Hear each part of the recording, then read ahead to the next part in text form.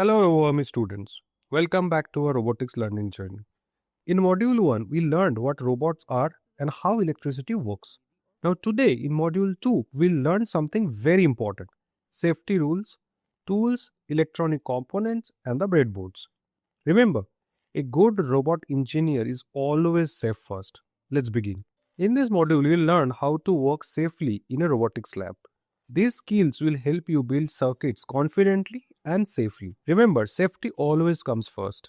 Here are some important lab safety rules. Always work with clean and dry hands. Check connection before switching on. Never force components into the breadboard. Keep water and liquids away from electronics. Handle batteries very carefully. Short circuits are very dangerous. Let's meet some tools used in the electronics lab. A screwdriver helps tighten or loosen screws. A wire stripper removes plastic covering from wires. Jumper wires help us make quick connection. A breadboard helps us build circuit without soldering. A multimeter measures voltage and electricity. Now look at basic electronic components. A battery gives power to the circuit. An LED glows when electricity flows. A resistor controls the flow of electricity. A buzzer produces sound. A switch turns the circuit on or off. Now coming to what is breadboard. A breadboard is a plastic board with many tiny holes. It helps us build and test circuit easily without soldering. You can insert components, remove them and try again. Think of a breadboard like a Lego for electronics.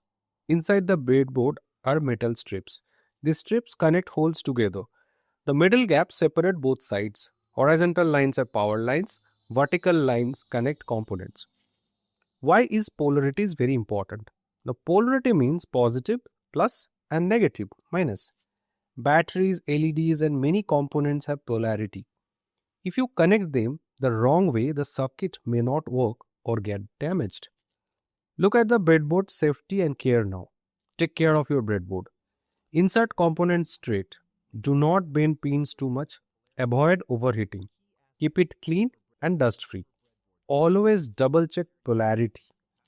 Now let's meet the LED. LED means light emitting diode. It glows only when electricity flows in the correct direction. The long leg is positive plus and the short leg is negative minus. Why do you use a resistor? Now a resistor controls the flow of electricity. Without a resistor, the LED may burn out. Think of a resistor as a speed breaker for electricity. Now let's build a simple LED circuit.